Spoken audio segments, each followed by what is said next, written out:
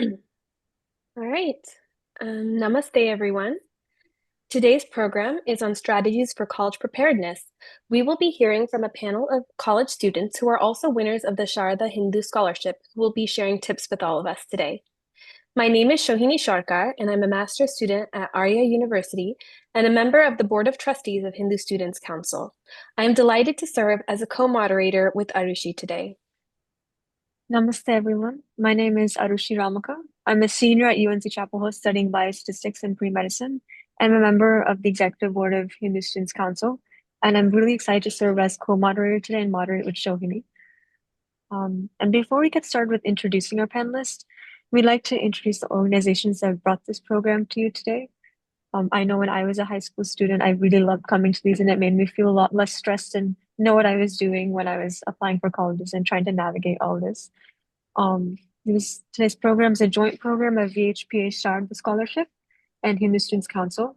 HSC is one of the largest pan-Hindu youth organizations outside of India, serving as a vital international forum for Hindu students and young professionals. So if any of you go to college and you see an HSC or want to start one, highly recommend you do so because it's a great community to foster awareness of issues affecting Hindus, learn about Hindu heritage and culture on your own terms, so the youth can lead instead of, kind of feeling like you don't have agency. As well as we have like over 60 chapters across North America and works to create a safe, inclusive space on campus where you can celebrate festivals, engage in meaningful discussions about Hinduism identity, and cultivate your personal growth rooted in the values of Sanatana Dharma, while also being a student who's in the diaspora and kind of at this like mix of two cultures. Shohini, would you like to go ahead? You're mute. Thank you so much. I'd like to introduce Dr. Jay Bansalji, who is VP of Education of VHPA, to introduce the Sharda Scholarship, the Mentorship Program, and today's event. Thank you, Shohini. Thank you, Arushi, and namaste, everyone. Thank you for taking the time to be here. Before I talk about the Sharda Scholarship and why we are here today, I would just make one small request. Could everyone please turn their cameras on? It's much nicer to talk to real people than blank screen. So yeah, appreciate it. Thank you. Thank you. It's really important that we, talk to each other face to face than virtually, at least, if nothing else. Yeah. Thank you so much. So first of all, it's a real pleasure to welcome you all to this special seminar. It's an important milestone in the journey of Sharda Hindu Scholarship and in how we prepare our next generation of bright Hindu students for success. When VHPA launched the Sharda Hindu Scholarship in 2022, our goal was very simple: to recognize academic excellence anchored in dharmic values. We started with 6 scholarships in 2022. Today, in 2025, the number has grown to 13, and I know it's going to grow further in coming years. Our first batch of scholars are now in their final year college, and we take great pride in their growth and achievements. This year alone, we received close to 250 applications for 13 spots. Now, that tells you how competitive this program is. The students who earn these scholarships are truly exceptional. They've faced the intense process of college preparation, cracked the code of getting into top programs, and still carry humility, discipline, and a sense of purpose. However, until now, we hadn't fully used one of our biggest strengths: the experience of our own scholars. Today's seminar is an attempt to change that. For the first time, our 2025 scholars are taking the lead to share their perspectives with younger students. They will share what helped them succeed, what mistakes they made, and how they learned from those mistakes, and how to start early, right from the junior year, high school. But this is just the beginning. The mentorship program that we are launching is much more comprehensive than today's seminar. It includes a structured one-on-one mentorship component, which will begin in very near future. allowing students to receive personalized guidance from Sharda scholars. This to me reflects the timeless spirit of a tradition, the Guru Shishya Parampara, where knowledge, where knowledge is shared freely and passed on from one generation to the next, and lifting one generation lifting the next.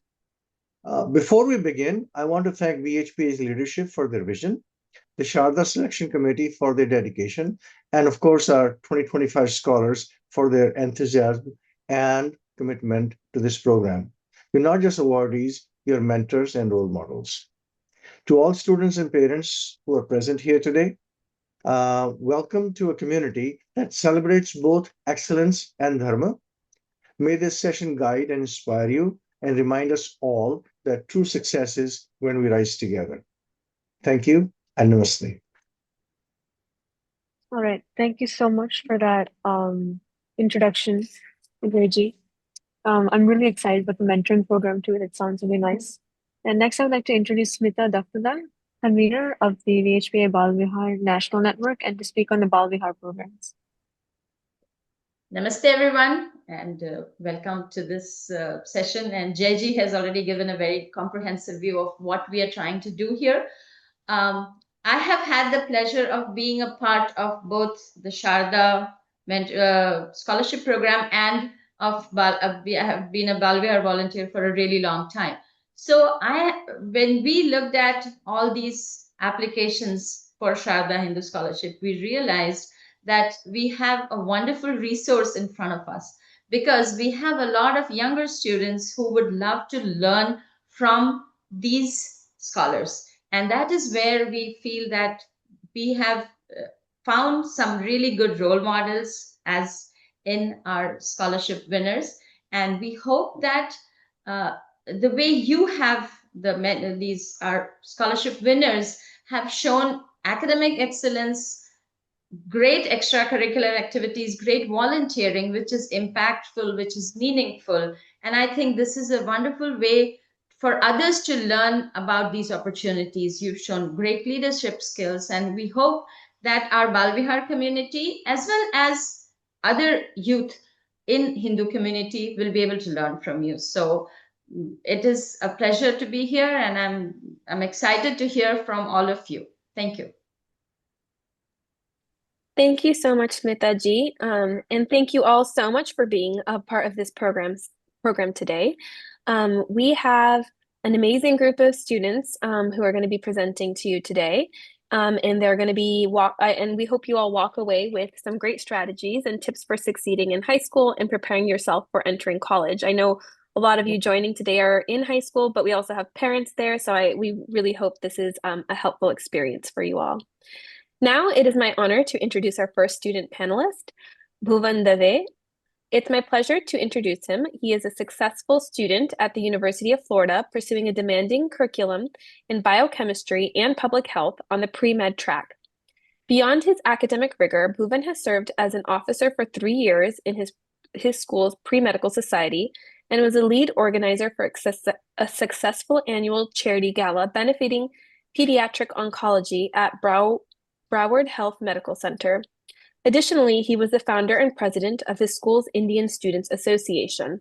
We're eager to hear his insights, especially on how he developed the strong writing skills praised by his AP English teacher, a common struggle for students facing AP Language and Composition who are specializing in STEM. We're actually going to start off with asking all of the panelists to answer one question after the introduction, which is, what is one thing you wish you knew in high school before you applied for college? All right, I will bring him on. So one of the biggest things I wish I knew in high school before applying to college was, I think, the emphasis on deadlines and do not procrastinate my work. Um, the college application process, I found it to be very rigorous, but not only that, it was a lot of rigor over a really long period of time. So keeping up with that amount of work, along with your schoolwork and extracurriculars that are still emphasized in senior year, I think it's important that you start early and you put in consistent work every day. Like build that habit early so that when you do apply to college and when you're in that process, it's not something new to you where you're overwhelmed by the sheer amount of work it takes to, apply to any university that you want to go to. Okay, so I really like that one because I remember when I was applying for colleges, I was really bad at those initial early deadlines. It was really stressful. So I definitely agree that everyone should follow his advice with that. You will, because once you get the colleges that you want because you put in the effort, like it will like all pay off. And I would move forward and introduce our next speaker, Jishnu Mehta, who is the impressive creator of 5 Minute Sanskrit, a microlearning app that gamifies daily concept review and now is being implemented in classrooms nationwide. Wow, that's very impressive. A project is spearheaded from solo concept to a national deployment, affecting hundreds of students across 25 plus states. Beyond his role as VP of the Coding Club and a 2-year volunteer intern app developer, he's also an independent researcher and lab assistant at the University of Washington's Listen and Learn Lab, where he leads an original study on phonemic awareness. Vishnu truly embodies a dynamic approach to learning, balancing his tech leadership with deep engagement in both ancient and modern disciplines as a Sanskritam teacher, science Olympiad participant, and musician and athlete. So would you like to go ahead and offer some advice to high schoolers in the college application process? What's the most important thing that you would tell them?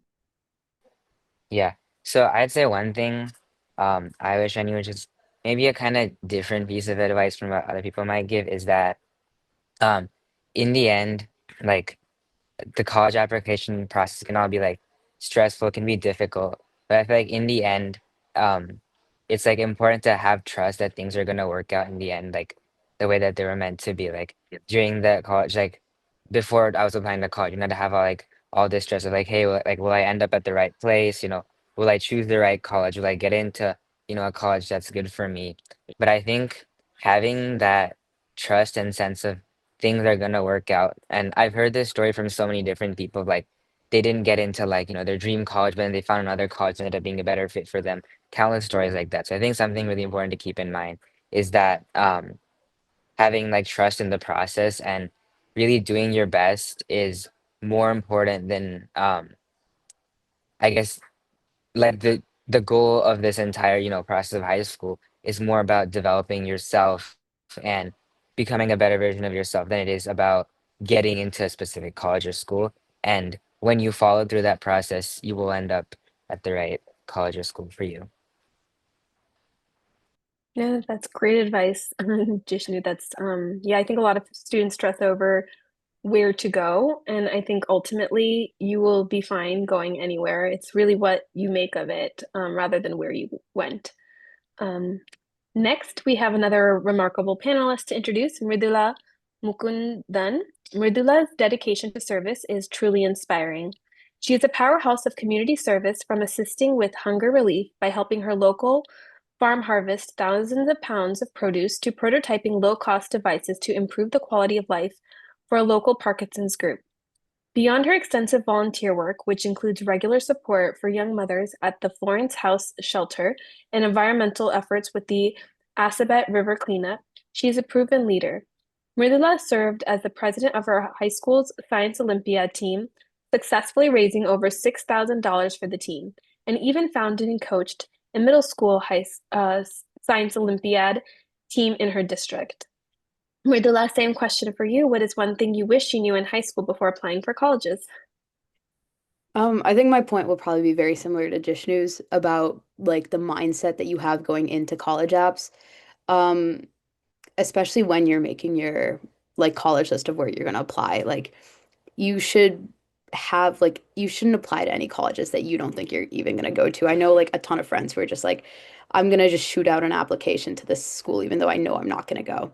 But like you never know, like it's just a game of luck. You never know where you're going to get into and where you're not. So I think every single college that you're going to apply to, you should like convince yourself if I end up here, I will be 100% happy. And like if you don't think that you can convince yourself that way, then don't even apply to it because just genuinely you don't know what's going to happen in college apps. Like you can, it is what you make of it. You're gonna it will all work out, but off of initial like acceptances or rejections and where you end up having to commit if you're not initially happy with it.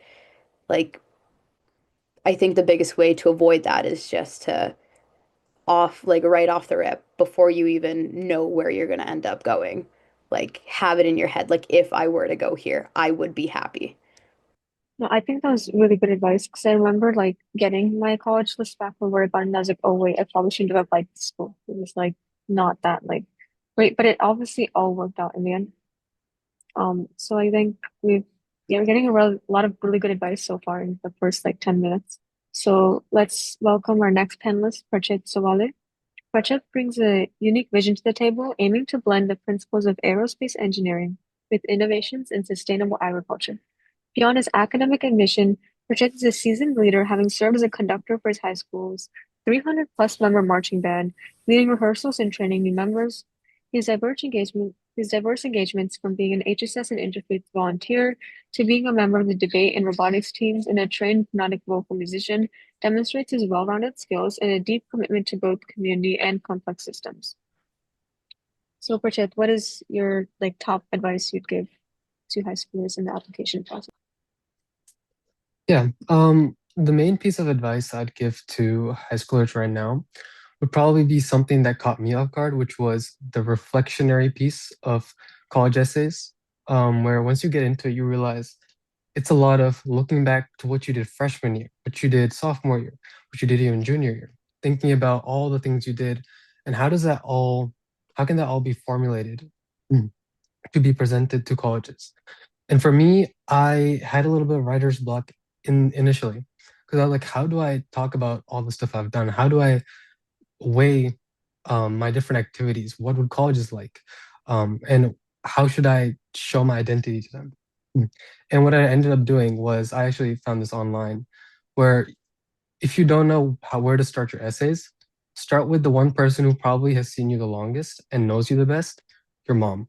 So I went to my mom and I asked her, what type of child was I? What type of baby was I? What did I do when I was small? And that kind of gave me insight into how I should formulate my essays.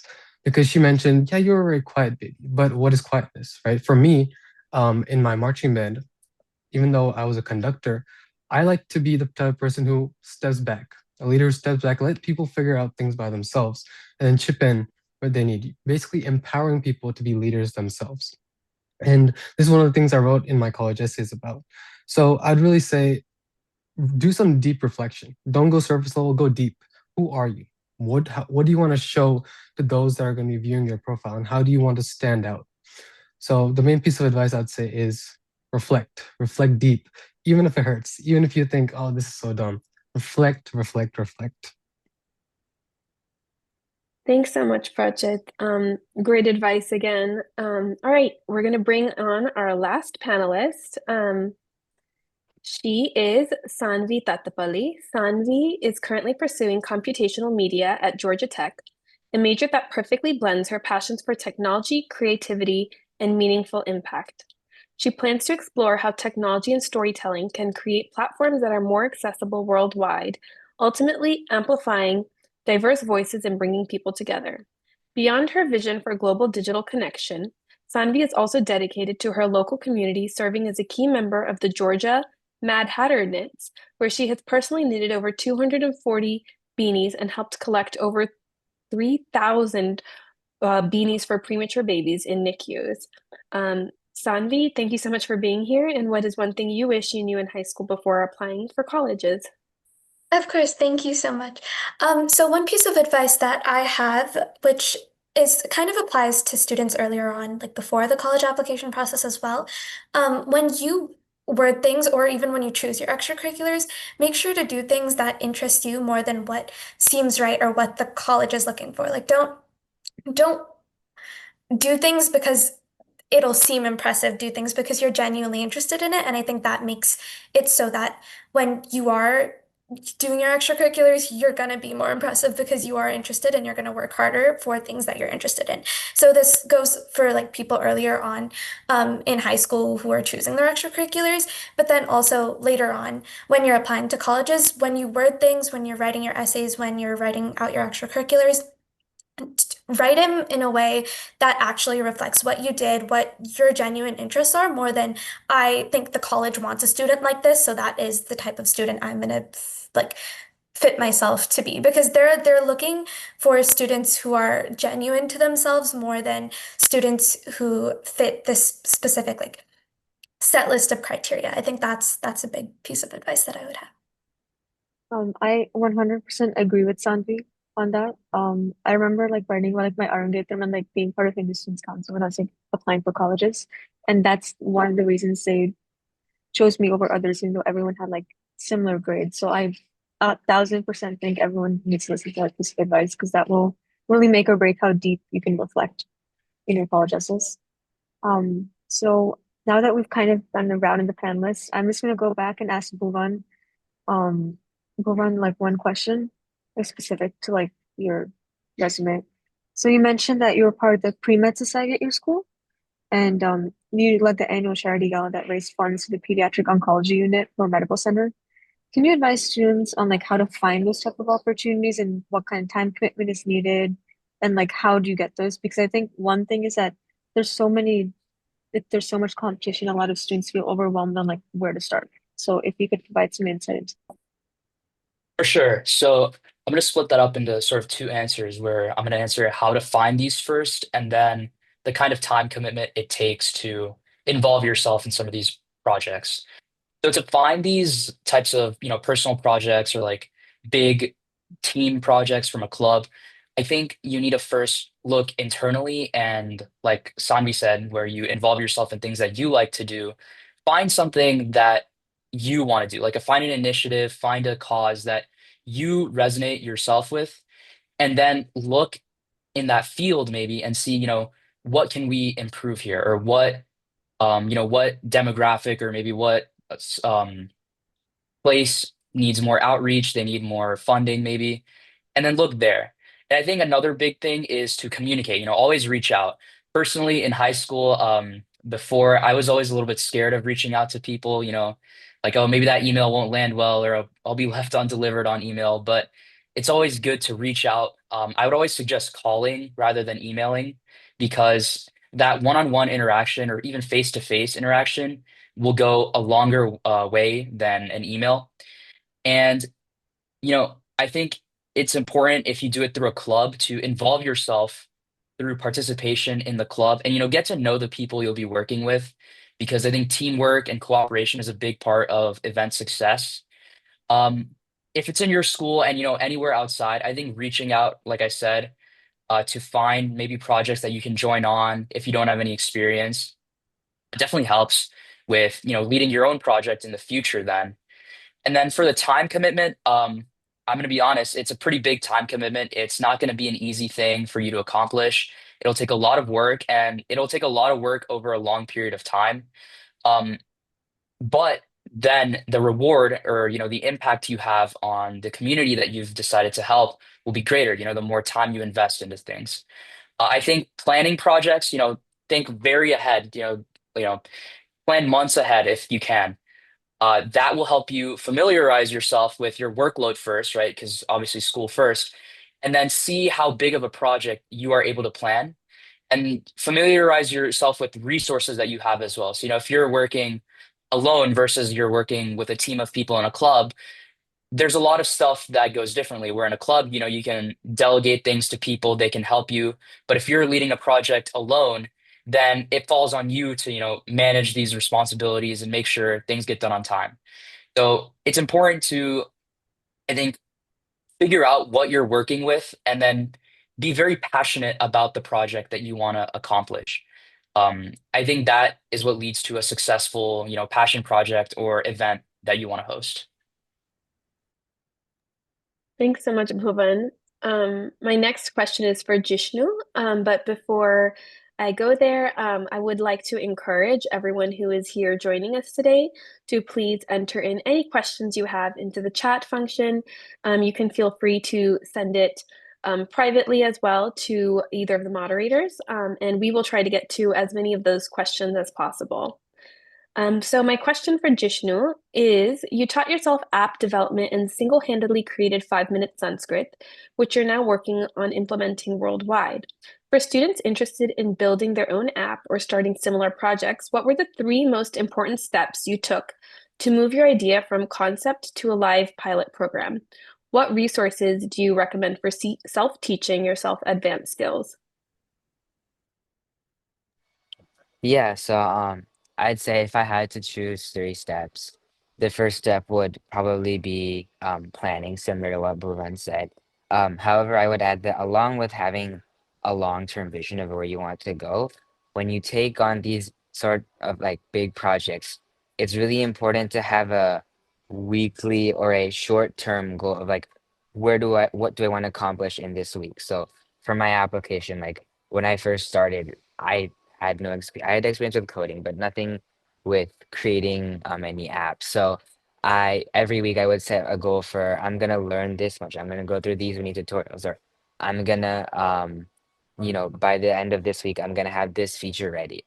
And so breaking your big goals, like decomposing them into small chunks, um, will help it be much less overwhelming, and you also feel a greater sense of accomplishment because you won't get to your end goal to really long. But when you accomplish these, when you hit these smaller milestones, that helps you keep going. I'd say the second step, sort of like what I said earlier, is fully committing yourself to the process without expectations for results that are beyond your control. So, like obviously I would have the expectation, hey, I want to complete this much this week, but it would be unrealistic for me to, I guess, expect, my app to be used by this many users because that's not something that's entirely in my control. So focusing on what you really can control and committing yourself to that, I think helps you go. And then, like previous people have mentioned before, for these sort of projects, you want to have an internal drive. You want to actually be interested in what you're working on. So, like for me, this was not only a way for me to, like sure there was the coding aspect of it, but another aspect of it was Sanskrit, which is a language that I personally really love. So I got to combine both. Also, the aspect of education to it, which is a field that interests me, and I would say the last step really is taking initiative, like that opportunity to create and for my app to, go beyond just being a concept was not really something that was offered to me. That was an opportunity I had to create. So um, being able to sort of, like we went to like sending out I sent out a lot of emails to people, as to like trying to get things coordinated. I even sometimes had to do more tedious work, like I would, be sending messages on my family friends like, hey, would you be willing to try and pilot my app? There are even a couple of local fairs where I like made a poster board and I stood there and I collected test users. So sometimes some of that taking that, going beyond your comfort zone to take initiative can be a little bit difficult, but even those sometimes more tedious parts are like the most important in getting my project to where it is today. Um, and so if you really seek to make the most of the opportunities that you get, even if they don't seem big at first, like I didn't really expect my app to go this far, but when you do try to make the most of every opportunity, um, you like realize you're capable of much more than you initially think.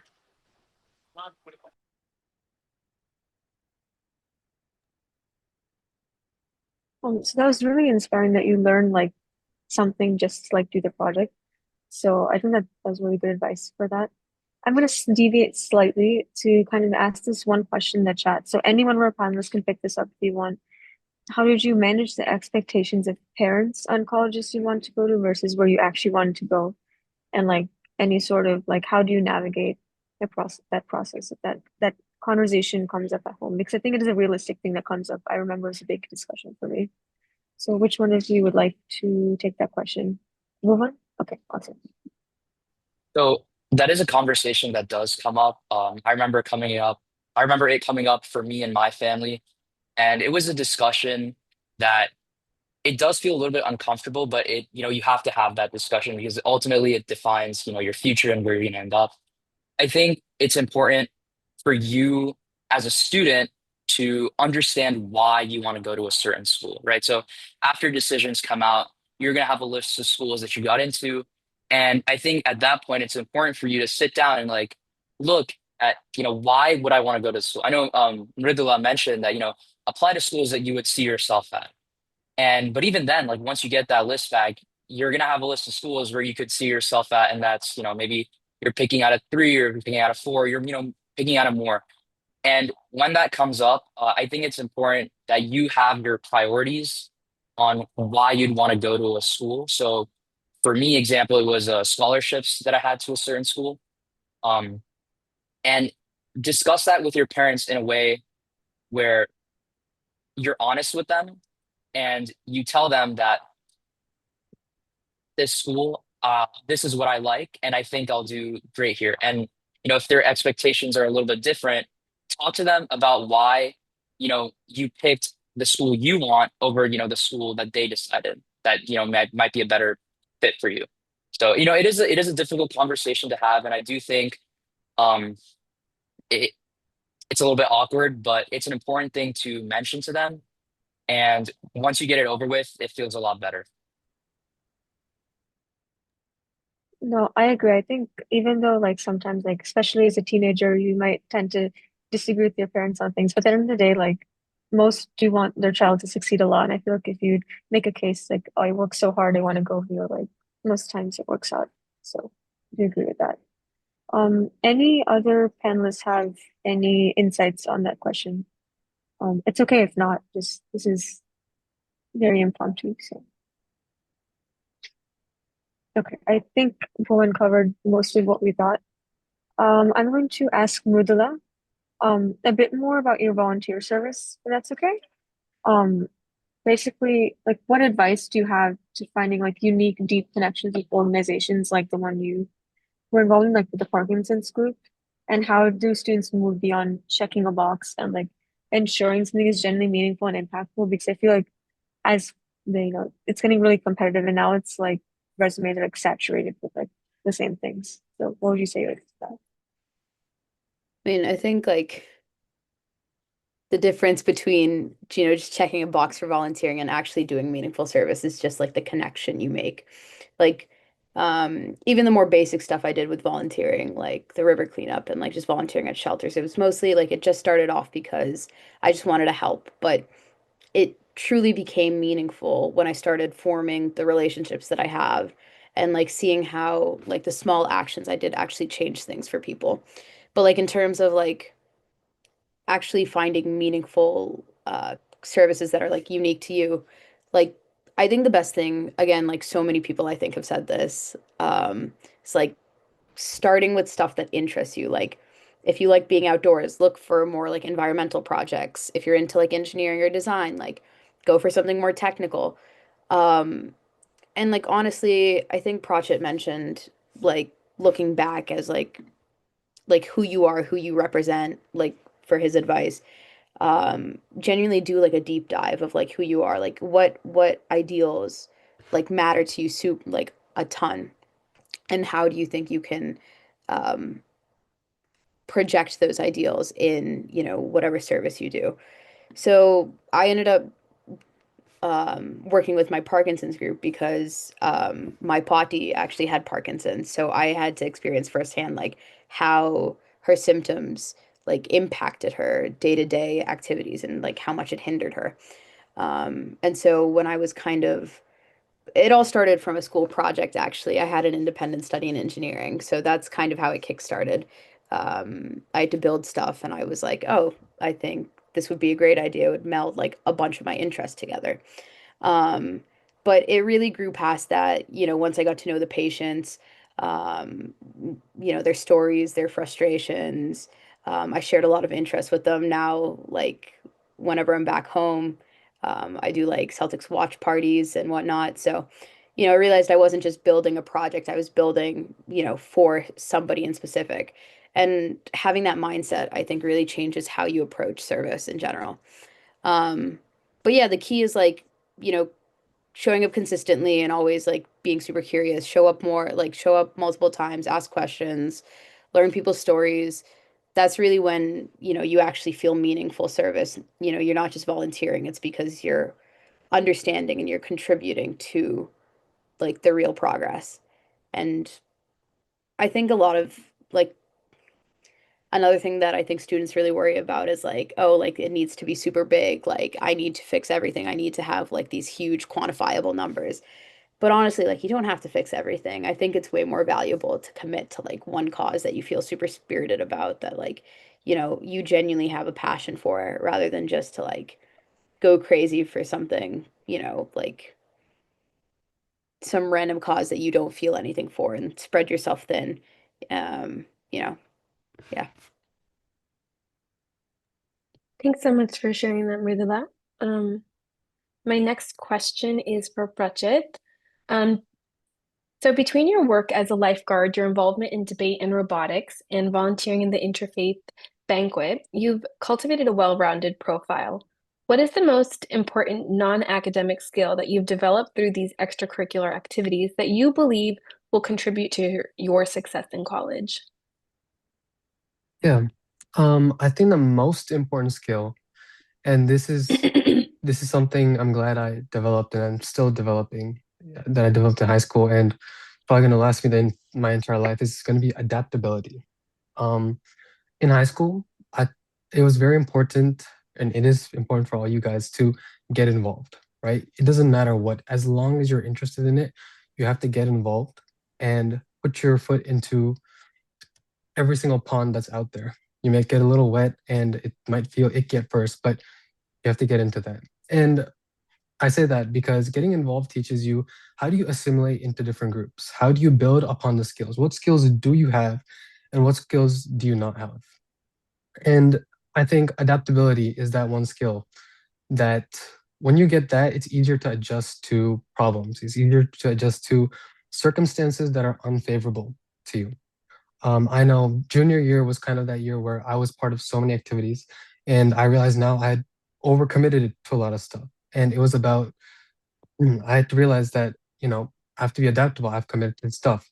I have to be organized. I have to manage my different commitments and give them as much importance as I can finally get out of them, right? So academics are very important, and extracurriculars are also equally as important when heading into college admissions. So you have to be able to adapt to your changing circumstances. There might be days where you think, I can't do this, I hate this activity. And there might be days where the activity is so rewarding and you put it on your college application, you're so thankful that you actually did it. So I would say, be adaptable, be flexible, stick with your activities, be resilient. And most importantly, don't give up. Right? The moment you give up, that's when everything crumbles. But gotta keep moving forward, stay adaptable, and remember that, again, as everybody else, all the other panelists have said, it will be okay in the end. Stress is gonna happen, but stick with it. You will be fine.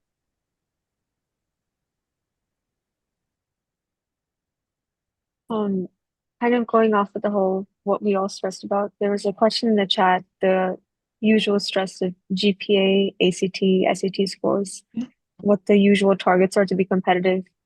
Who, I know this is a bit of a deviation from one-to-one topics we're doing, but I think it's pretty practical. Who'd like to answer that question and your advice on that?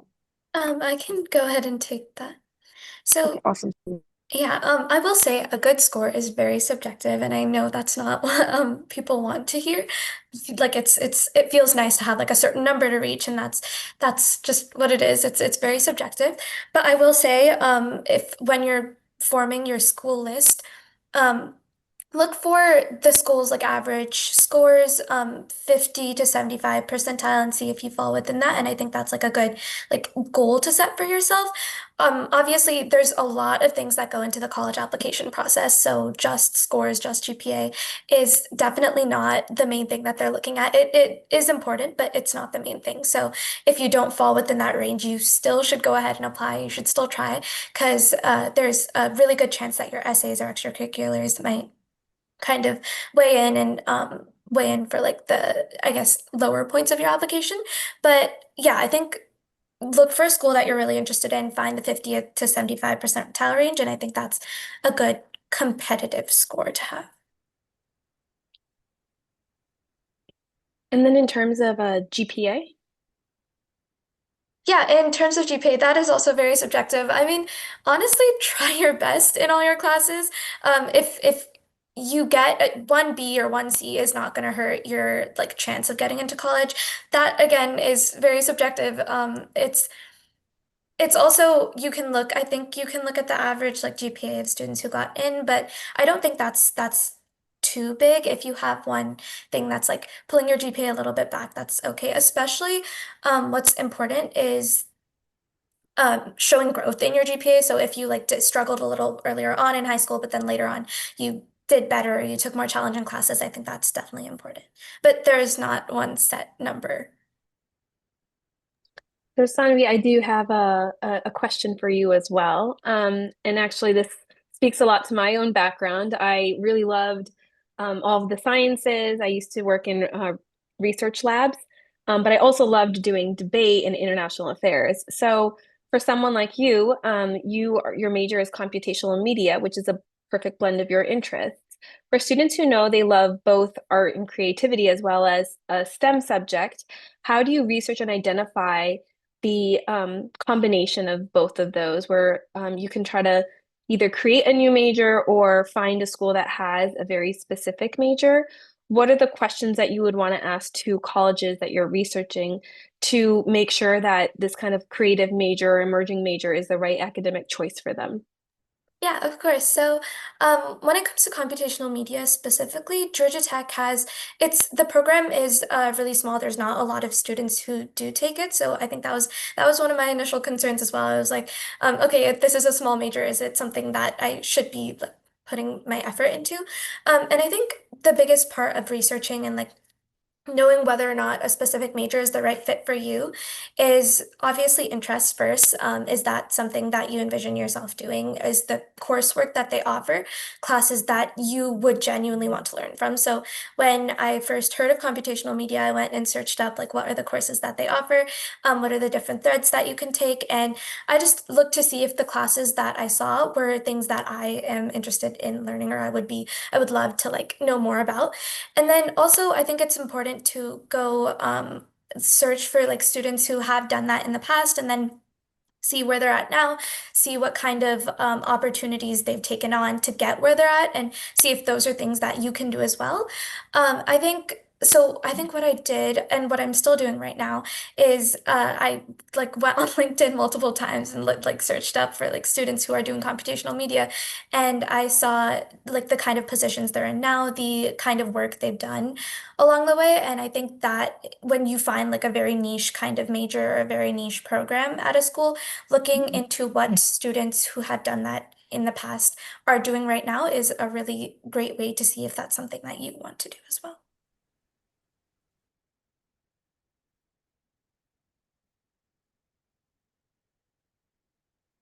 Okay, sorry, I see that I didn't really give that clear of an answer. Um, okay, this is for the previous question, the SAT, ACT, and GPA score. So, yeah, I think the clearest answer that I can have for that one is just looking at the 50th 75 percentile range and kind of finding that. So it's very dependent on the schools that you're applying to, is what I would say. Thank you. And Sanvi, can you point out to the website that you used to research those college 50 to 70 percentile scores? I don't know the website off the top of my head. If you go on Google and search it up, you should be able to find it, but I can definitely like email you back after if I when I go and look into that.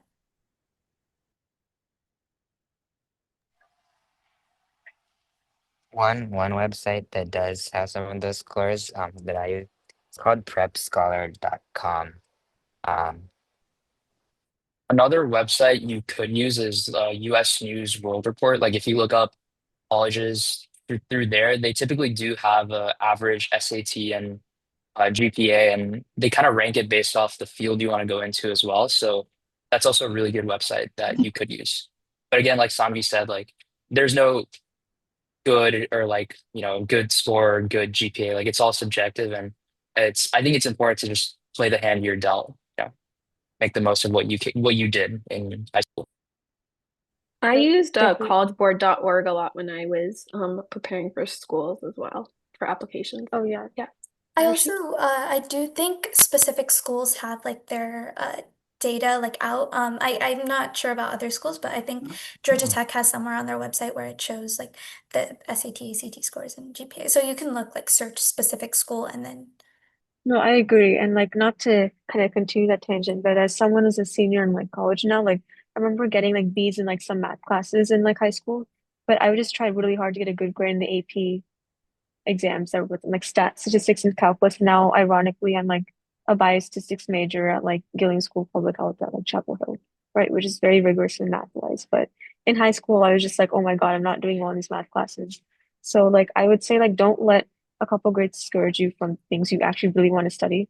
Just have an upward trend, try well in the AP exams, get good grades and everything else. And when you go to college, you can always change your study habits and do even better than you already did. So yeah, I just want to say that and like just don't give up if you feel like you had a little bit of setback. So I guess one of the next questions from the chat, how important are college visits and did they help with your final decision to apply to a college and your final decision for college selection? Would like to take that. I can take Vishnu? this one. Yeah, Okay, and so then maybe Mridula as well, you can go after him.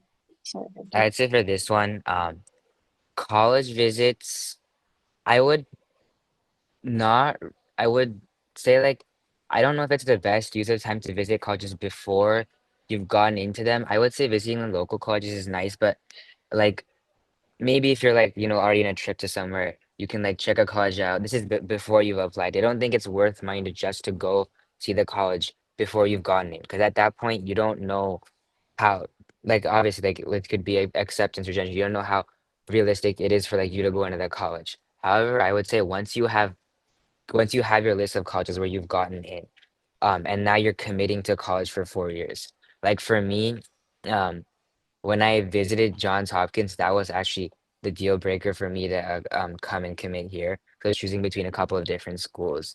And with Hopkins specifically, I had a lot of worries about it being being a cutthroat school, not being like a very um, friendly school, sort of like it's not, it's like everyone here is just like, trying to get on top of each other. So they're like willing to, I guess, put other people down to get like their own advantage. I've heard of all these things online, but visiting the school, I realized how um kind and collaborative of an environment it was here. Like people were always willing to help each other out.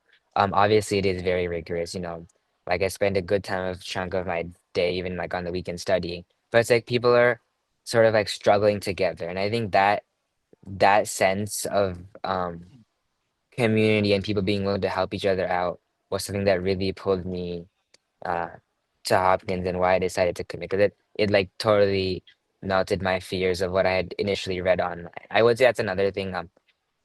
Colleges sometimes can give you a more accurate depiction of what a college is really like compared to sometimes what you hear online. Like it can be a good starting indicator, but what you read online about colleges isn't always fully accurate. Okay, that's good to know. Mridula, do you have something to add on to what he said? Yeah, a little bit. I mean, I agree with what Jishnu said. I don't think that going to the college like prior to getting in is super useful. I think that you can derive a lot of like if you're going to enjoy the college or like if you think you're going to thrive off the college off of their website and like even talking to alumni or people that are there right now. And also like usually the tours are very little airbrush, they're obviously biased towards the school, so um, sometimes you don't get the full picture.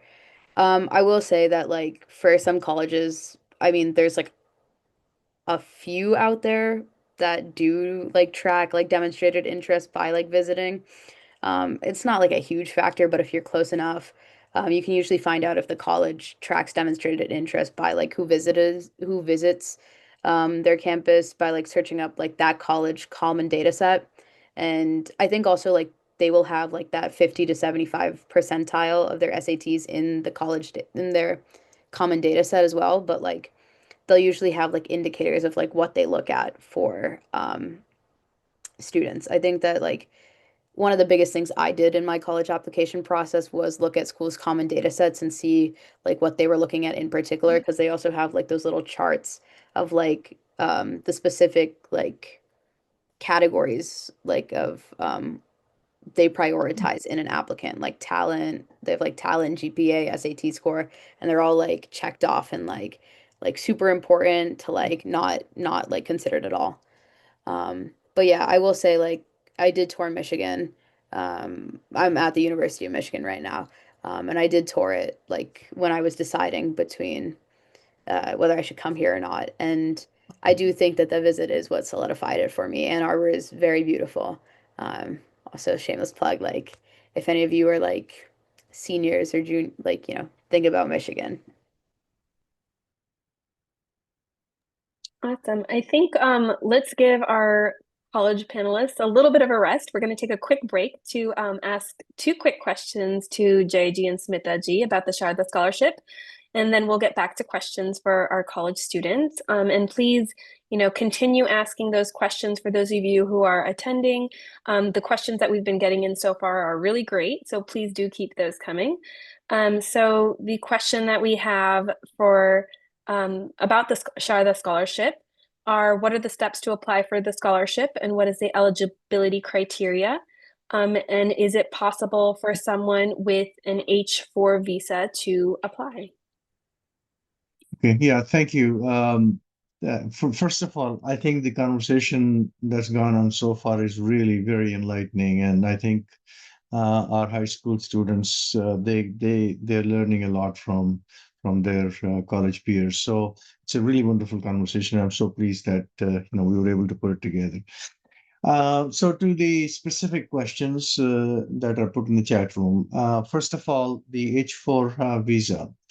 So the scholarship is currently designed for what we call legal residents, and that really encompasses citizens and green card holders. However, I will take the question back into the organization and see if we can open it up to the other categories, H4, for example. So that's something for future, but not currently. The H4 are not currently eligible. So that's that particular question. Now, in terms of what do you have to do to apply for the Sharda scholarship? The process is actually fairly straightforward. Well, in the sense, it's all explained on the website. That I mean, I'll put the URL in the chat room a little bit later on. But you go in there, and the platform opens on 1st of January for next year. So 2025 is obviously behind us. For 26 scholarship, it opens up on January 1st, and you just go in as a student and look at all the different requirements that are there. Some things are very mechanical. I mean, you input your transcripts, you input any recommendation letters from your teachers and from community leaders, the people that you interact with, and those who know you well. Parental letters are really not eligible for that part of it. But the two things that require a little bit more time are your background, what you stand for, who you are really, and what are some of the things that you're proud of, that you've done over the course of 3-4 years that you've been in high school, or prior to that, for that matter. So that requires a little bit of an effort. Obviously, your SAT scores, this, that, and the next thing is all mechanical. You upload that stuff, and then you have to write an essay on the subject that's given to you. There's only one subject that we open up for a given year, and we expect all our applicants to basically express their views on that particular topic. So yeah, in terms of criteria, I tell you that's the most difficult part. Looking at evaluating applications from, for whatever reason, we're just raising, I mean, tremendously, bright students, bright kids. And the applicants that we receive are just one better than the next. So it's really, really difficult for us to go through that process and evaluate. We have six, seven, eight now, panelists, evaluators who rigorously look at your GPA, your, of course, the SAT score or ACT score and things like that. But more importantly, see, we're looking at who you are as a person, how you're remember, this is not just academic exercise, but also how you're connecting with your dharma. And your community. So it's really looking at all that. I cannot tell you, algorithmically that this is how we go about doing it, but it really is a very rigorous process, and we look at every aspect of who you are as a person. It is basically we are looking at who you are as a person, as a leader, academic excellence plus as a person, we are looking for leaders of the future.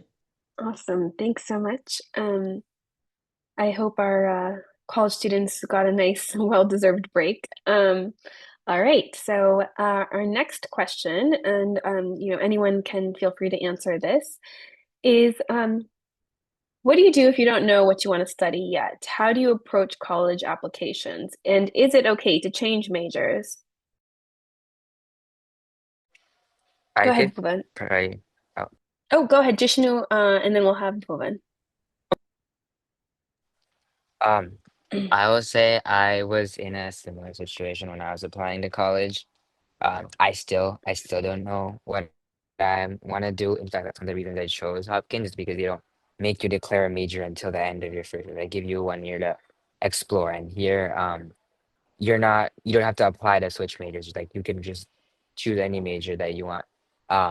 Like what after your first year. And so, I would say you don't need to know exactly where your career is going to go.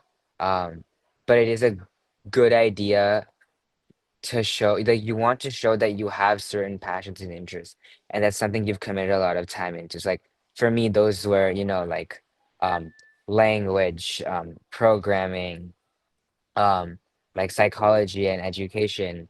Now I didn't want to be like I don't know if I really want to go into programming. I'm like maybe that's like something I'm considering at the same time. Right now I'm a pre-med student here at Hopkins, so I'm even considering going to medical school. Those are like two opposites of the spectrum. And so I didn't you don't have to necessarily say like this is where I want to be, but you want to show like I showed that hey, I had this really deep interest in this combination of these fields. And so that kind of comes out to like for me that was this interest in cognitive science. And so you want to show that you have it like you want to show that you have like things that you're deeply interested in that you've committed yourself to. But that doesn't have to necessarily translate to I know what major I want to do and I know what I want to do when I grow up. Bhuvan? Yeah. So I think the question about what major is definitely a big one for UF. I know you decide your major when you actually register for classes. So that's like way after when you're in the school and you've committed and you go for preview and all that. So it's a whole lot of time later after you actually get in. So the major thing I would say research a couple of majors that interest you. Like, find your interest, what, maybe to go off the passions you did in high school, some of the extracurriculars you did, or, whatever you find interesting, go look at those majors, um, see what classes you'll do there. I like what Sanvi did, where she looked up people on LinkedIn that, did those majors and now what are they doing now, in the future. So I think it's important that while you're going, like if you don't already know, like while you're doing the college application process, start forming an idea of what you want to do in the future and in college because obviously you want to do what you want to do in the future as a job, but that comes from what you do in college and the experiences you make in college and the clubs you do here and all that. So I think it's important that you start researching into potential majors that you would like to do, see what those majors entail, classes wise, program wise, where they're offered at specific schools, and then make a list and decide from there. And oftentimes people I know here change their major quite a bit. It's not uncommon in college to change your major from one thing to another, but have an idea of some two or three majors that you would really like to dedicate your time to. Those are great answers. Thanks so much. I have another question, which is how does Hindu Dharma or how did Hindu Dharma play a role in your college application, if at all? And how does it play a role in college right now? Yeah, Bhuvan, go ahead. Oh, and then we'll take one from Prachit. Answer. So for me, Hindu Dharma was actually a pretty large part of my application. One of my activities was this Hindu podcast I started with friends from Balvihar, and that ended up giving a lot of impact on my college essay as well as my activities list where you make on Common App. Um, and also the values you get from Hindu Dharma, where like everyone has been saying, don't worry about the result, put effort into the process. That kind of mindset really helps you keep going. I think it gives you the motivation where it's like, I'm putting in my hard work and, whatever happens will happen. I think I will be happy at the end of it. I think that's the mindset to go with it. In college, Hindu Dharma is a really good way to connect with people. Here at UF, I've joined Hindu Yuva, which is a Hindu org, and I've met a lot of great people, upperclassmen, people in my grade, and I've been able to like make a lot of new friends here that share my love for Hindu Dharma. And I know back home, there weren't as many people, but here you find that like sort of a niche community of individuals where you guys have the same interests. And honestly, with the upperclassmen, you find great peer mentors who can, help you figure out, class advice, research advice, anything, honestly. And it connects you to the people at your school, I think.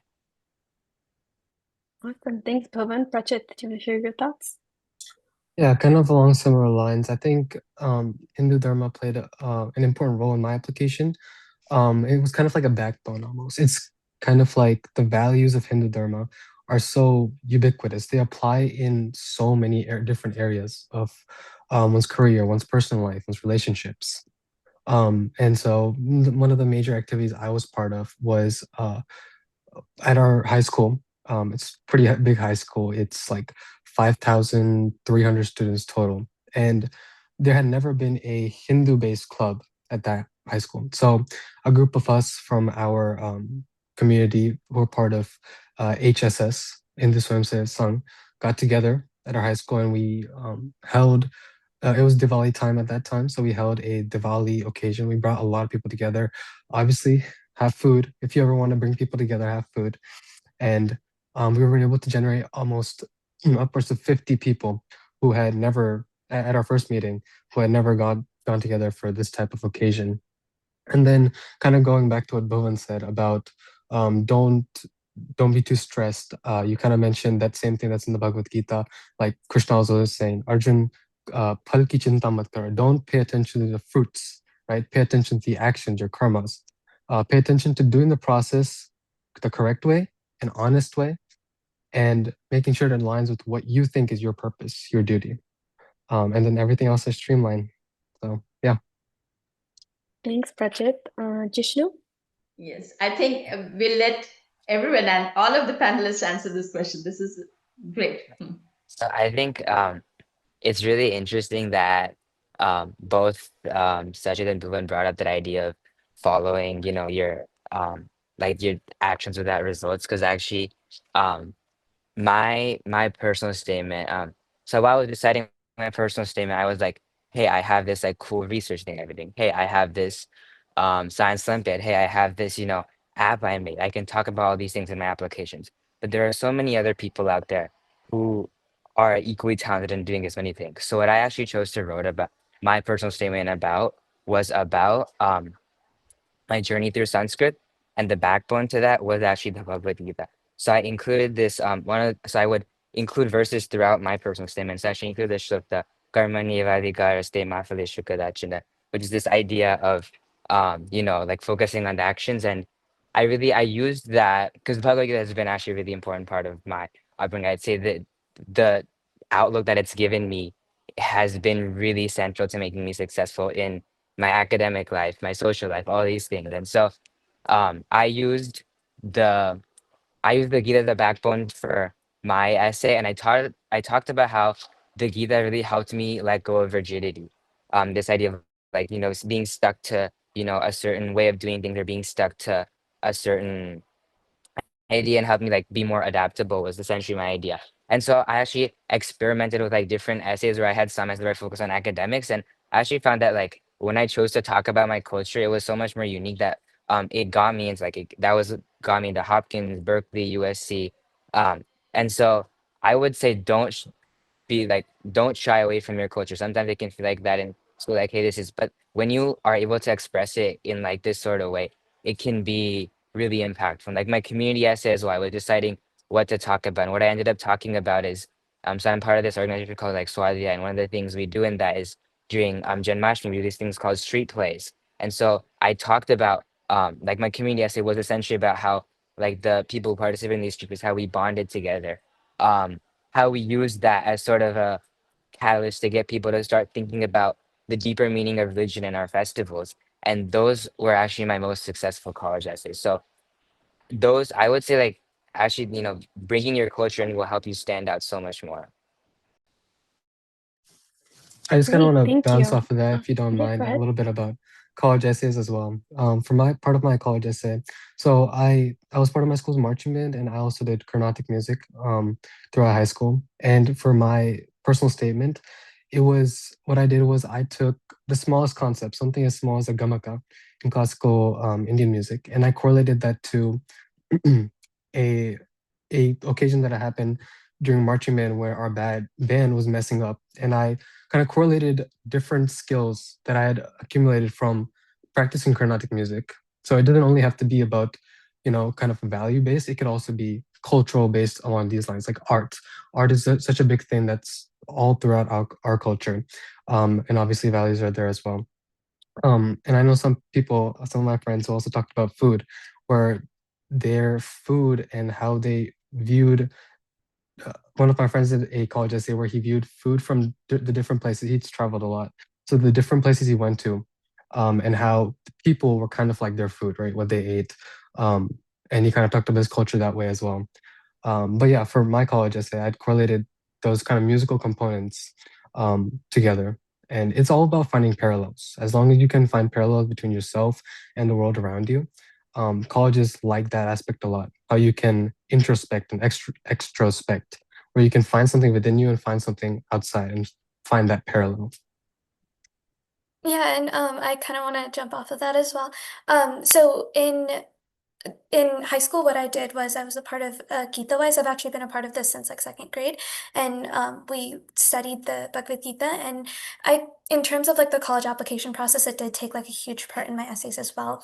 Um, I talked about, I think my Common App essay was about, like, I think something related to misconceptions that a lot of, I guess, combining culture and religion. So, like, how over time a lot of the things that, like, I guess, original um, transcripts said like change and how that affected. So I did a lot of work related to menstrual equity, and I talked about how like originally there was a lot of I guess biases against that, but now there's like when you look at original text, it wasn't really about like discrimination or anything like that, and so that is something that's how it played a part in my essay, and then. I guess a lot of like in college, especially as well, Hindu Dharma is like a huge part of like how I make the decisions I make and making sure that like when I do come into like a sticky situation, I know like I stick to my values and yeah, that's how it played a part in what I do. And then I also want to say, I think a lot of the other panelists talked about this already, but trying your best and leaving the rest is a huge like thing that I go by. I think that's something Hindu Dharma, like especially in the Bhagavad Gita, they talk about Krishna talks about a lot. It's really important to just like give your goals everything that you have, but also leave the rest. So like don't be attached to the fruits, the results as much as you are to like the work and the process it takes to get there. And I think that's huge in the college application process as well, because it's really important to like try your best and then whatever end result you get, like it will work out. I mean, for me, sorry, just to jump in there. Um, I think everybody summed up a lot of what my like whole relation with with Hindu Dharma in the college application process is. But for me, Seva is like a huge part of my life. And even like the career path I chose, I'm doing biomedical engineering or like electrical engineering, but the end goal for me is to work in like the assistive technology field or do something with medical devices. And the biggest reason I chose that, I mean, partially off of my experience, like working with the Parkinson's group, but it's, I think dedicating my career to being able to serve people in some form, some way, and actually do stuff that I love, which is, I mean, I love building things, I love engineering. So being able to meld those two, um, is a big reason of why I chose engineering. I've been going to BVM, or I went to BVM for a little more than a decade. So being able to learn all these big lessons, learning the Bhagavad Gita, learning a lot about Seva and how to practice it in real life is really what motivated me to explore biomedical engineering. Um, and so going into my college apps and whatnot, like really thinking about where I wanted to apply, like what I wanted to showcase about myself, what I've done all throughout high school. Um, Seva was really the overarching theme for me. So, yeah. That's really beautiful, and it's so nice to see how all of you have tied in Hindu Dharma into your daily lives as well as into your application process. I will also add for myself personally, I totally wrote about the work I do and when I applied for my MBA program. I wrote my whole essay was about the work I do in Hindu Students Council. So, and I even had one of my recommendations was written by the chairperson of the organization at the time. So, um, definitely it is great to highlight those kinds of things in your application. So I think Prachit and Sanvi already kind of touched on this next question. But what do you see as the most important part of a college essay? And anyone can feel free to jump in.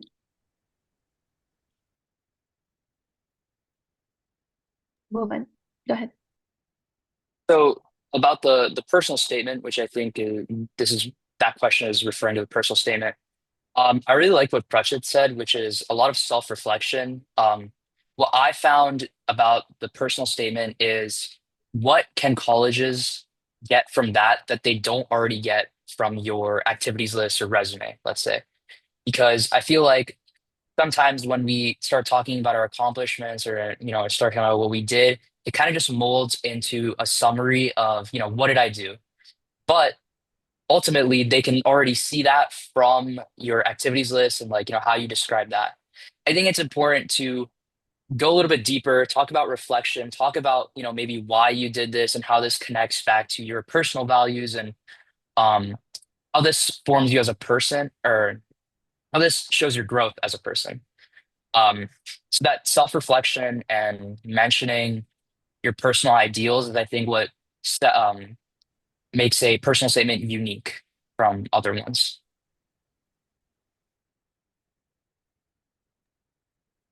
All right, yeah, that's really great. And I think someone also gave the advice to me of like use the essay to kind of weave together the story of how all of your different activities and your academics, how they play a role in getting you to where you are and where you want to be. So another piece of advice I was given when I was in your shoes. All right, next question. Um, a lot of people nowadays want to be in computers, computer science, or in medicine. What other great majors are there that you would also recommend? Prachit, go ahead. Hi, engineer over here. So, um, really, there's so many opportunities, especially in a country like the United States. This country is obviously founded on opportunity. People come to this country to seek betterment in, obviously many spectrums of their life. So, um, maybe see what you're interested in and mainly look at your skills, right? Skills are what determine what you want, what you're going to be good at in the future. And for me, it was mainly about STEM. Kind of, I love, like Merdila said, I also love building stuff. Legos were a big part of my childhood. I many people sometimes say that your childhood obsessions become your future careers. And I was very obsessed with dragons when I was little. And that correlates to aerospace perfectly because it flies, it potentially in the defense industry, it shoots, right? So I think that when you're kind of looking at which major you want to go into and which majors are also, you know, uh, can benefit you in the future, computers are obviously always going to be there. And medicine, engineering is another big one because fields like these, they don't expire, right? There's never going to be a point where, oh no, this is all of CSs or this is what engineering is. It caps right here. Never. These are things that keep building on each other. So really get involved. You're gonna find that you're good at some things and you're not good at others, and that's gonna help guide you. Another helpful tip that I found is kind of like a mindset, a perspective thing, is that if you do something and you don't like it, don't think of that as defeat because not liking something is also progress. Because now you know you don't like it. That's also a step in the right direction. Now you know where to go. So keep a healthy mindset and you got it. All right. Just to add on what Prachit was saying. So I'm personally pre-medicine track, but one thing I think a lot of people don't know is that in pre-med, you could still be any major. Medical schools will accept any major, right? So you don't just have to do bio, you don't just have to do chem, you don't just have to do like health science. I have friends here doing English on a pre-medical track. So I think it really goes back to what you yourself are passionate about, right? And then doing that shows that you're not just trying to fill up like a checklist. You're actually here to study what you want to study, and your future plans, like obviously if you want to do pre-medicine or if you're doing engineering, like that'll all tie itself into place. But if you're there to do what you're passionate about, especially for medicine where they take any major, I think you should apply as your favorite thing, honestly. Like you don't have to do bio or anything like super science if you're not really into stuff like that.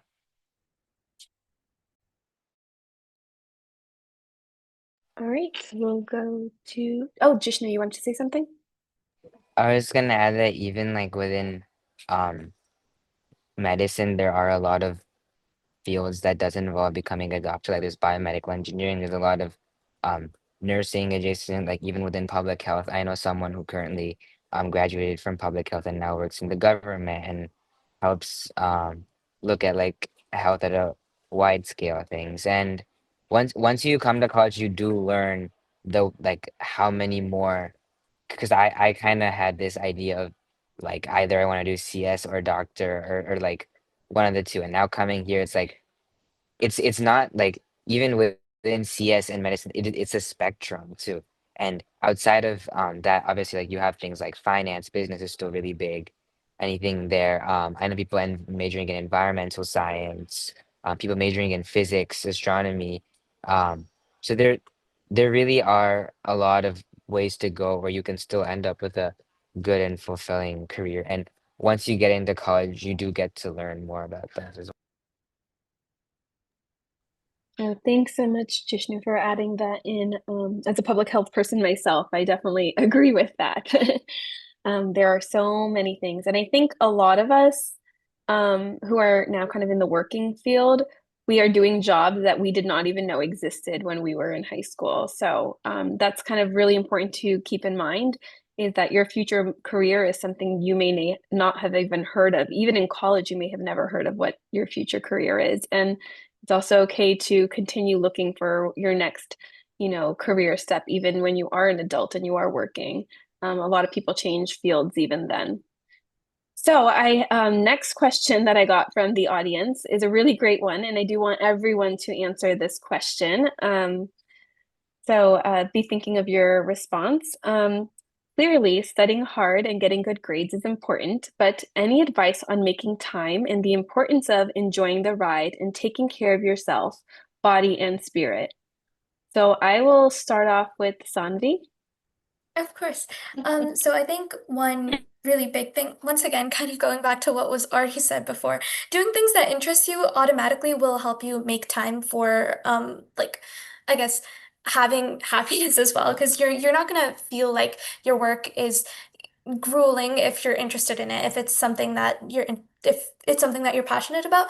But also at the same time, there are a lot of other things to life outside of education, and I think it's really important to like make sure that when you're taking on opportunities, you take on things that are worth your time. So make sure that in high school there are a lot of opportunities that come your way, and doing things that don't overpack, like don't over schedule yourself, don't make sure that you know make sure that you balance your time so that you have time for things outside of just education is what I'm trying to say. And then also do things that interest you because that will automatically make it so that it doesn't have to feel super stressful. Awesome. Ridula? Yeah, I mean, totally agree with what Sanvi's saying. Like, I think the biggest thing that helped me in high school was to have an organization system to make sure I wasn't overbooking myself and I wasn't doing too much. Like, my Google Calendar is like literally one of my favorite apps on my phone. Um, and also, I think making things more consistent, like having consistent times that you do stuff. Like, um, I'd always go to the gym like in the mornings, like before school. And like I'd block out like days where I'd be sure to have like dinner with my friends or like doing stuff like that. I think also making sure you're saving time for relaxation and having space for that, I think also really helps. And just a routine in general. Like I had a very solid like morning routine, evening routine. Um, and that went miles for me to like make sure I wasn't being like overworked or like burdened with too much. Awesome. Thanks. Jishnu? Yeah, I would say, again, kind of break this up into two things. One part of it is the time management. Similar to Mridula, um, having some sort of organization scheduling system knows where the time in your day is going because you want to take out time for yourself, but at the same time, a lot of time is, and it still is for me, so I'm still working on this, is lost in like leakage and just like scrolling on my phone. Things that I don't that aren't learning, but at the same time aren't helping me de-stress or relax really either. So I'm working on like still working on eliminating those things, and I find that that gives me more time to like things that are important to me. Like I use a like a checkbox sort of system because that motivates me to get tasks done throughout the day. And I like pen and paper a lot, so I'm using a physical planner right now. Also is another alternative to calendar. As for the um, self, the taking care of yourself part, if I know for some people it can be, at least for me, like a lot of times, if I'm doing something that's not related to like my work, I feel like, oh, I'm wasting my time. But I think an important thing for me to realize is taking care of yourself is important to succeeding academically. Like I now in the college, I've learned to start prioritizing getting my 7 hours to 8 hours of sleep because getting that sleep will help me do better, will help me focus on my classes, help me be more productive the next day. You know, having some sort of physical activity. And like Mendo said, having these things blocked out does really help. So for that sort of thing, I recommend, like in high school, I was on the high school tennis team. That sort of forces me to take 1 or 2 hours out of my day for my physical health. Right now, so I guess I'm something more fun. Like I joined the Bhangra team here. And so that is quite like it's quite the workout. If you've ever done Bhangra, we have like practice. I'm tired, but that feeling physically tired does feel good after you've been mentally exhausted by studying all day. So I say have that perspective towards self-care. Obviously, like having that social part of it is equally as important. Like I make sure to, call my parents every day. Those things are as important. And I guess to sort of include like Dharma in this as well. Like I have like yeah, as like part of the cultural organization I'm part of, I have like an activity I go to every Sunday morning. I have a youth group I go to every Friday evening. And so again, having those things blocked out, um, I think those things for me also constitute the huge part of like my self care, like taking that time out to where I'm not working on academics, but thinking about something else, spending time with like-minded peers. That also helps me, I guess, balance things better. And Thanks so much, Jishnu. Prachit? Yeah, I feel like that was a very comprehensive answer, so I don't know if I can add that much. But I guess along similar lines, with the planning feature, right? Whatever works for you. I use Google Calendar personally. I know many people use like just new like pen and paper to also do their stuff, but staying organized is so important. And the main reason for that is because when you have, obviously your brain has so many things going on, and you're thinking of so many different things. So it's a good way for there to be an organized list. Where you can just jot things down or refer to them.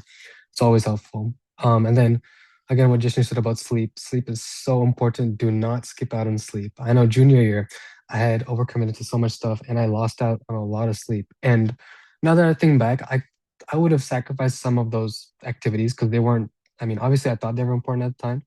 They might have not surmounted it to that much afterwards. But sleep is so important. And sleep, obviously your nutritional habits, right? Just because something looks good to eat, and you guys are all going to be young adults. You are young adults. You will be, you need to take care of your bodies, you need to take care of your mind, and your relationships is equally as important, right? Keep in contact with your friends, keep in contact with your teachers, right? Those who write your recommendation letters, those who are part of your life. Be grateful, practice gratefulness, right? That's another value in Hindu Dharma, that you need to pay it forward, right? Those who have helped you get to the point you are, paid forward. Even your parents, right? Help your mom do a chore at home. Um, you know, talk to your. I have a little brother, and I've noticed since I've gone to college, our conversations have gone smaller and smaller because he's in high school now. I'm in college. We have our own activities, but I make it a mission to always once a week, twice a week, call him, know what he's doing, and that gives you a stability, right? You have somebody to count on. You have a community to count on. Um, and like many others in the panelist, um, get involved in activities where you can form a community. That's going to be very helpful for your mind and body.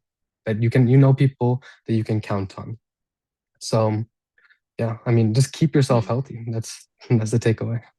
Prachit, you're giving these the kids a really hard time now. Their parents are going to be like, "Listen to what Prachit said. You have to help me put the dishes away." So thanks for giving all the kids a hard time. Funny you say that. I was just last week I was doing homework and I was like, man, I should have helped my mom more with dishes when I was back home. So now we have fall break right now actually, so I have to get to that right now. Oh, that's great. Great. All right, Bhuvan. Yeah, I mean, all the other panelists gave really good advice. One thing I do think though is, the scheduling thing is very important, but also try and schedule stuff with your friends, something just like completely out of academics, extracurriculars. Go hang out with your friends. All of you are going through a pretty stressful time right now. They're all also applying to college. I think it's important that maybe at the end of the week, on the weekends, you just, you go out, you have fun with them and spend time with your family. I've noticed here, like, you know, every kid who's about to go to college is like, yes, I'm going to college. I get to, be independent. But then you start missing the little things at home. You miss, everything. So spend time with your parents. Keep that bond. Make sure you call your parents. All that. But yeah, everything everyone else said was very important. So Awesome. All right. Thank you all for answering that question. Next, and I think it's our last question from the audience, which is working during high school beneficial in any way for college admissions? And anyone can answer. Bhuvan, yeah, go ahead.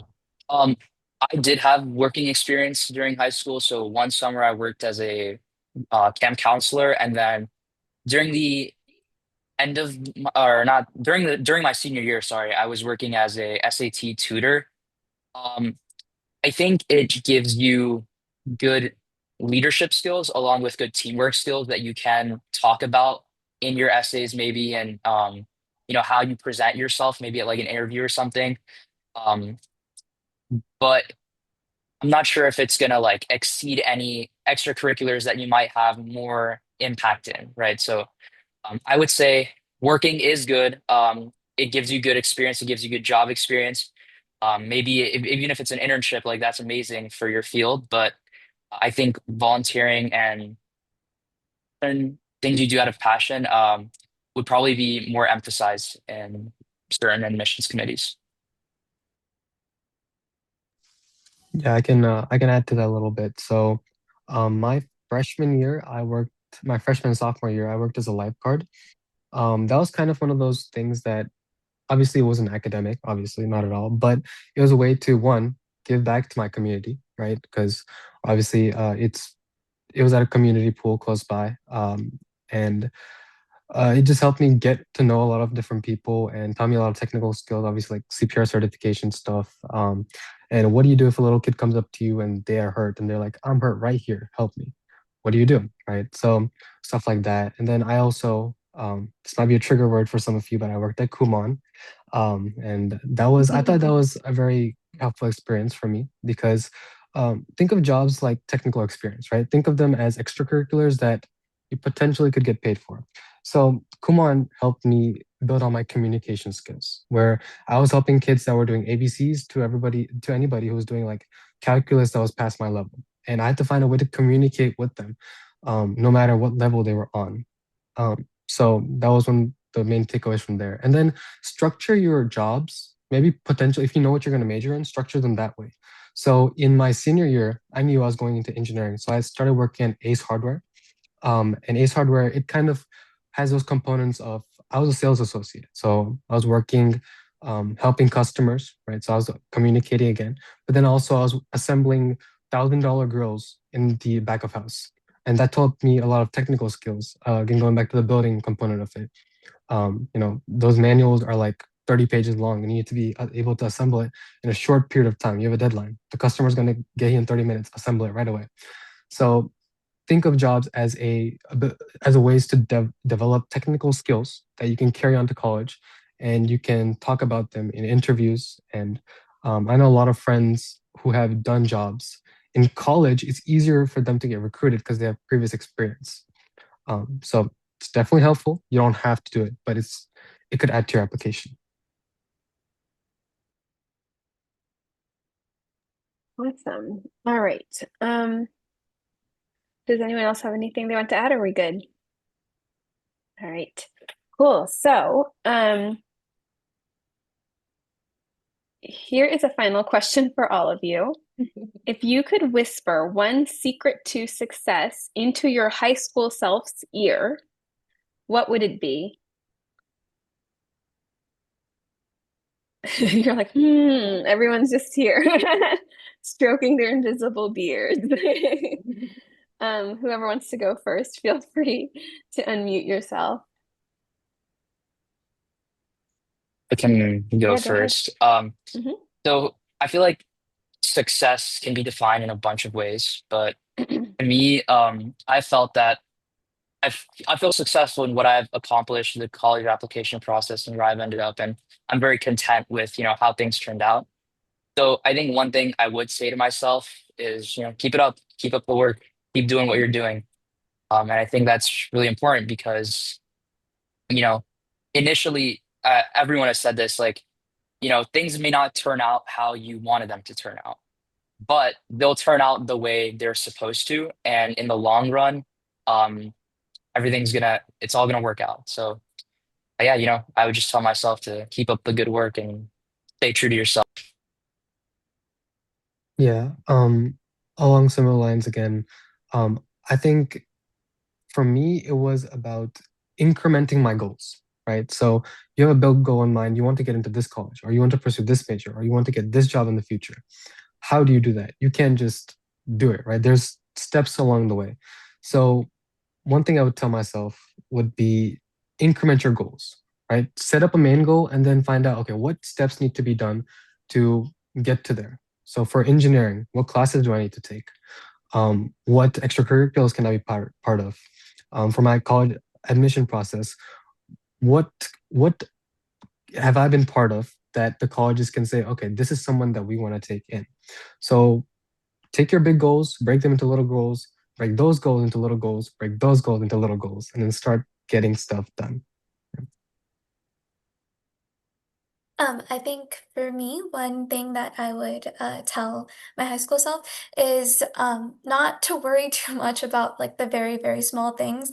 Like one test score that went bad won't break your application. One like small mistake is not really gonna be that big of a difference. I think I do that a lot. Like if I make a mistake, I worry about it a lot. I think about like how it'll impact my end goal, and I like blow it up out of proportions. And I think that's something really important to like stay in touch with. Just knowing that like small mistakes aren't gonna make too big of a difference if you find a way to work around them. I mean, for me, I actually really agree with Sanvi. Like, I would just say it's not that deep. Like some stuff that, you stress over.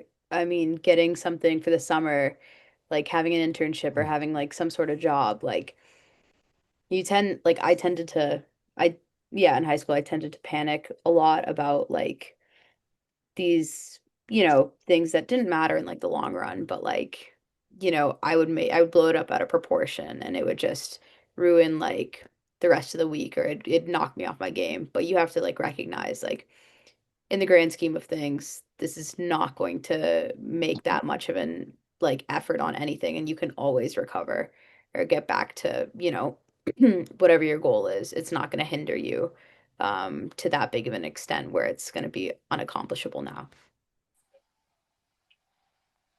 Yeah, I'd say I'd like very much 100% agree with like Mridula and Sandhya said. Um the other thing maybe I would add is I would say I don't have a lot of regrets with like what I did in high school. Like obviously in the long run, I'm really happy to be where I am. But if there's one thing that I maybe wish that I could have changed is if I had earlier on recognized the importance of like self-control and discipline, especially when it came to, I felt like there was a lot of misused time that I spent that was like neither self-care nor academic. And it was just like and it improved over time. Like I remember some in freshman year, like during COVID, I developed a lot of bad habits with spending long hours on like YouTube and things like that. And I feel like now looking back, like I could have definitely made a better use of the time. And I think that's something I'm actively working on to still improve. So I think it's never too late to improve on those things. But I think recognizing the importance of like self-control, like or like in I guess in Sanskrit there's like sanyam, and there's the importance of sadhana, like fully committing to the one thing you're working on, avoiding distractions. I think that's like probably the single most powerful value you can have that will help you find success. So I typed up some of these pieces of advice. Keep up all the good work you guys are doing. Increment your goals. Don't sweat the small stuff. It's not that deep. Don't have regrets. It's never late to improve on self-control and discipline and avoid distractions. That's what I took away from you all. So thank you for those pieces of advice. And with that, I would like to thank everyone so much for being here today. Thank you to all the audience members. Thank you to all the panelists. Thank you so much for giving me the opportunity to moderate this along with Arushi.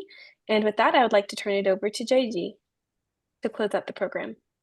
Okay, well, thank you. And I've been really mesmerized for the last hour and a half, hour, 45 minutes listening to, these, young representatives of our community. It's just been, um, I just looking back, I say, okay, we picked the right people. It was a painful process. Exactly. Yeah, yeah. Uh, so I think that we can kind of pat ourselves on the back for choosing truly gems from the from the community who are going to be our obviously future citizens and leaders of the not only just community but also the nation as a whole.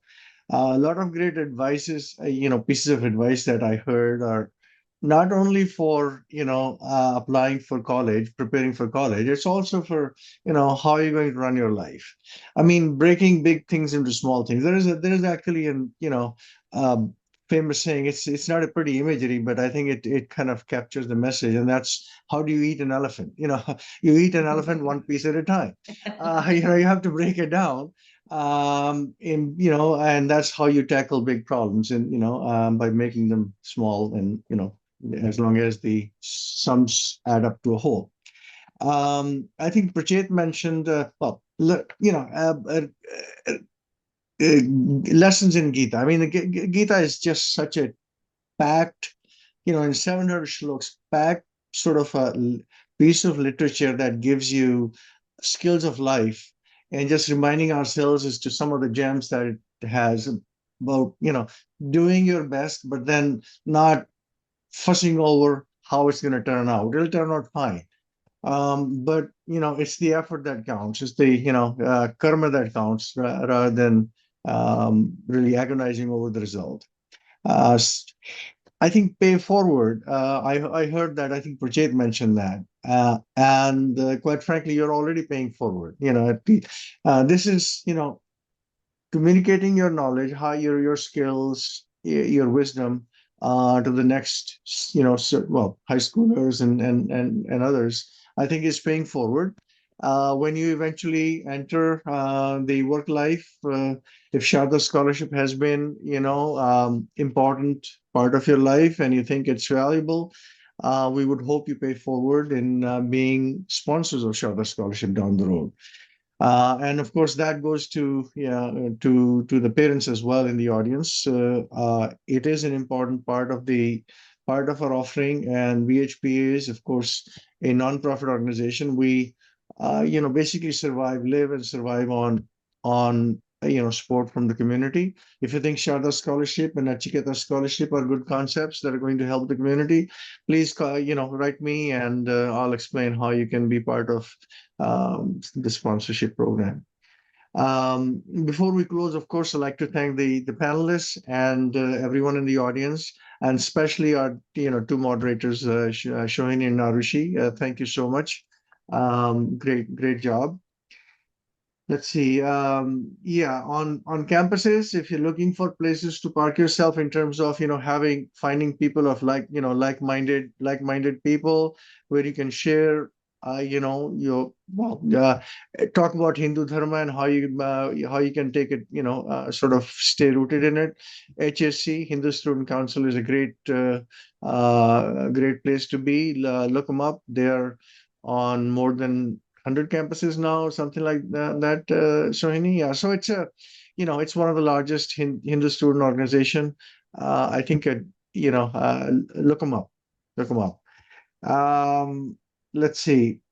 Yeah, one thing that you have, this is a great opportunity for you to share your thoughts, but also you have experiences on a daily basis that you like to share with someone. If you have a flair for writing, we've created a platform called Voice of Hindu Youth. It's an online platform. You can just send me, that you're interested in writing about this subject or this experience and how life is on campus, issues that you face on campus, whatever comes to your mind. Sky's the limit in terms of what you can write about. But reach out to me on the email that I put in the chat room, and you'll find an opportunity, a forum for expressing yourself. So with that, I'm going to basically say thank you once again, and look forward to having more sessions like this down the road. Particularly, you'll be hearing from me about the one-on-one mentorship program, and I would really love you to be part of that initiative.